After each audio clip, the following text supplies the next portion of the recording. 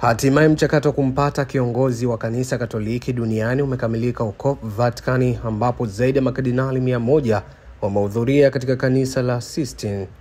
Papa mpya ambaye ametangazwa jioni ya leo ni Robert Prevost kutokea nchini Marekani.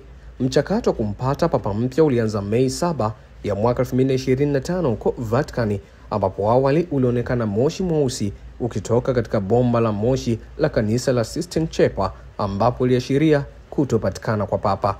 Ikiwa mchakato huu umechukua siku ya pili, hatimaye moshi mweupe umeonekana na papa mpya ametangazwa, ambapo mamia ya watu umefurika katika kanisa hilo.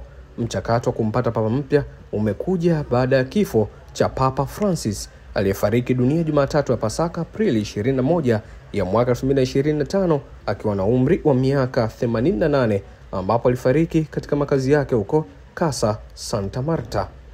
Huyu hapa Papa Robert Prevost ambaye ni kiongozi mpya wa kanisa Katoliki kote ulimwenguni. Mimi natumika na hizi ni ripoti kutokea Vatikani juu ya kupatikana kwa papa mpya kutokea huko Marekani, Robert Prevost, ambapo makardinali zaidi ya 100 walihudhuria katika kanisa la Sistine Chapel.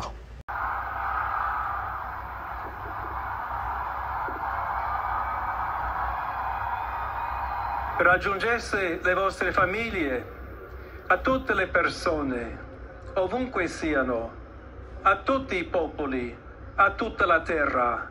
La pace sia con voi.